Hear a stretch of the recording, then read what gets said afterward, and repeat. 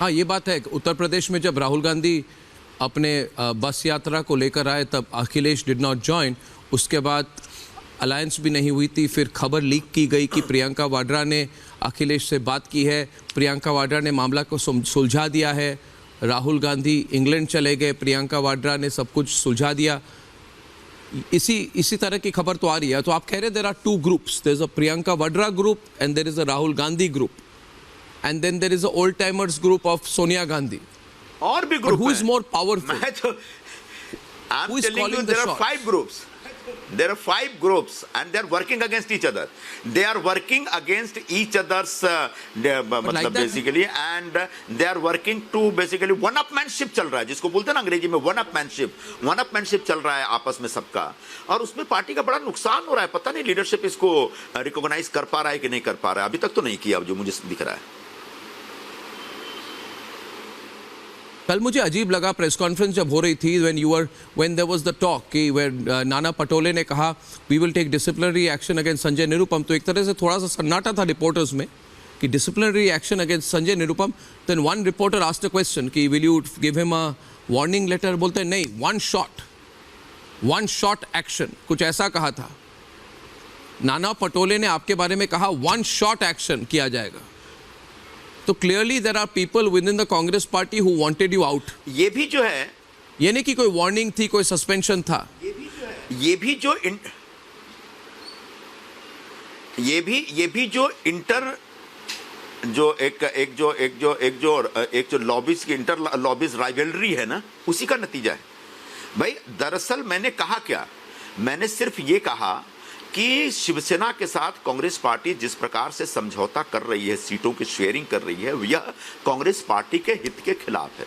इससे मुंबई में कांग्रेस पार्टी हमेशा के लिए खत्म हो जाएगी और कांग्रेस के कार्यकर्ताओं में इसको लेकर एक रोष है, नाराजगी है। यह कांग्रेस के हित में दिया हुआ एक बयान था।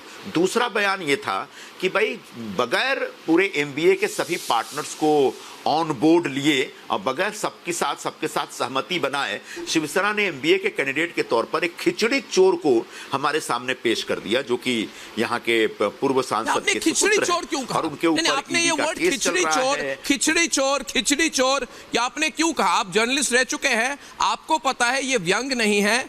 ये आप पर आरोप है कि आपने डेलिबरेटली ये वर्ड 50 बार 100 बार दिन में 1000 बार यूज करके दूसरों को भड़काने की कोशिश की, एमवीए के साथ जो रिलेशनशिप थी वो खराब करने की कोशिश की। आपने खिचड़ी चोर क्यों कह रहे थे?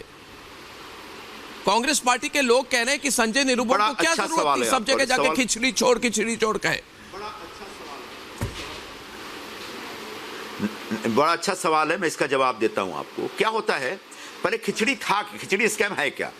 जब कोविड था पूरे देश में, तो मुंबई की महानगर पालिका ने तय किया कि यहाँ के जो माइग्रेंट लेबर्स हैं और जो झोपड़पट्टियों में और चालों में रहने वाले जो गरीब लोग हैं, उनके सामने भोजन का संकट पैदा हो गया है। तो ऐसे सभी लोगों को फ्री में भोजन दिया जाए। ये एक बहुत अच्छा उपक्रम था।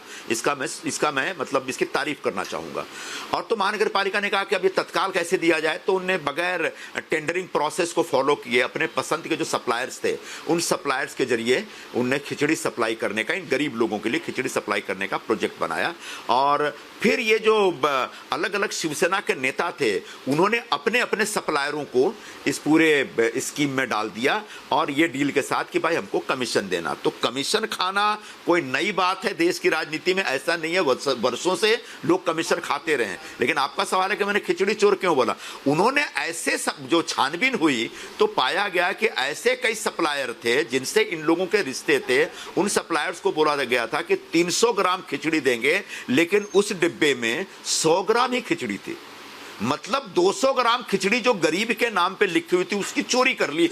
और जिन लोगों ने चोरी की, जिन पे ये आरोप है, उन लोगों से दलाली खाने वाला ये उम्मीदवार है। इसलिए मैंने कहा ये खिचड़ी चोर है। तो खिचड़ी की दलाली करना एक आरोप है और खिचड़ी चोरी करना, गरीब के लिए मुफ्त का जो खाना था उसको चुरा लेना, 300 ग्राम के नाम पे सिर्फ 100 ग्राम खिचड़ी देना, 200 ग्राम खिचड़ी चुरा लेना, यह अपने आप में बहुत ही बड़ा अपराध है, अक्षम्य अपराध है। और इस अपराध के खिलाफ मैं अपनी आवाज बुलंद कर रहा था। और अगर कांग्रेस पार्टी या शिवसेना जो भ्रष्टाचार के मुद्दे पर हाई मोरल ग्राउंड्स लेती है और हमेशा भ्रष्टाचार के मुद्दे पे अपने आप को लोगों के सामने रखती लगती है तो उनको सोचना पड़ेगा कि ऐसे करप्ट, ऐसे स्कैमस्टर और ईडी के प्रोब के तहत जीने वाले खिचड़ी चोर को उम्मीदवार नहीं बनाया जाना चाहिए था, वरना वो कहे कि भ्रष्टाचार हमारे लिए मुद्दा नहीं है, मैं स्वीकार कर लूंगा, फिर आपने सही निर्णय लिया क्योंकि भ्रष्टाचार आपका मुद्दा नहीं है। तो आपने जो मैंने जो खिचड़ी चोर बोला उसके पीछे एक लॉजिक, ये इनकी एमवीए की अलायंस चलेगी क्या? ये एमवीए की अलायंस चलेगी क्या इनकी? उद्धव सेना, शरद पवार, कांग्रेस पार्टी, आपको लगता है? आपको लगता है? क्योंकि आपने जो सिचुएशन डिस्क्राइब की है ना, ये बहुत, हाँ बोलिए,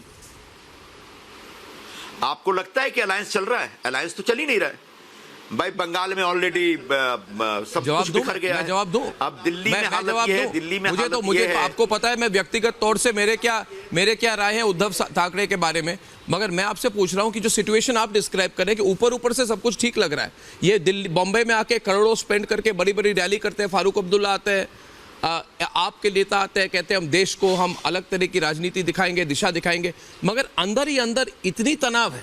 जो आप कह रहे हैं कांग्रेस पार्टी के अंदर इतने खेमे हैं, ये तो लोगों को पता नहीं है। तो people want to know inside story. Sanjay ji, अंदर की खबर क्या है, सिचुएशन क्या है, ये इंडिया अलायंस एमवीए के अंदर एक्चुअल सिचुएशन क्या है? प्रेस कॉन्फ्रेंस की बात नहीं कर रहा, असलियत क्या है? ठीक है, बहुत ज्यादा अर्नब, बहुत ज्यादा अब इनसाइड स्टोरी रह नहीं गया है, सब कुछ बाहर आ गया है भाई। शिवसेना यूनिलेटरली अपनी लिस्ट अनाउंस करती है तो मैं तो विरोध करता हूं, क्योंकि मेरी सीट उन्होंने छीन ली और पार्टी के लोगों ने जो सीट शेयरिंग में हिस्सा लेते वो बचा नहीं पाए। बाद में जो लोग सीट शेयरिंग में पार्टिसिपेट कर रहे थे उन लोगों ने भी विरोध किया। तो बहुत कुछ अब इनसाइड स्टोरी नहीं है, सब कुछ सामने आ चुका है। संजय जी, आप तो लड़ रहे हैं और आपको कई सालों से जानता हूं, यू आर अ फाइटर। बहुत डिसएग्रीमेंट्स आपकी और मेरी हुई हैं, होंगी भी, but you are a fighter, I acknowledge that. My question to you is, Sanjay ji, are you going to join BJP? Are you going to join Eknath Shinde? Are you going to join NDA? Or are you going to fight as independent supported by someone? इस पर clarity बहुत ज़रूरी है। When can we have clarity on that? अच्छा, ऐसा है कि सबसे पहले 9 तारीख से पहले का जो वक्त है, ये हमारे यहाँ खरमास का महीना बोलते हैं, तो ये अच्छा पीरियड नहीं है। तो अभी आने वाले 4-5 दिनों तक तो इस प्रकार का कोई फैसला नहीं होगा।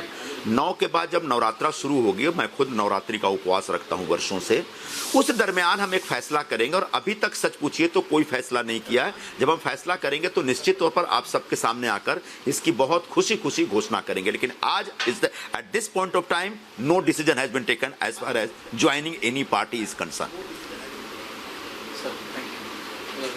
Okay, you're keeping our options open. Sanjay Nirupam, thank you very much. बहुत बहुत धन्यवाद. Thank you.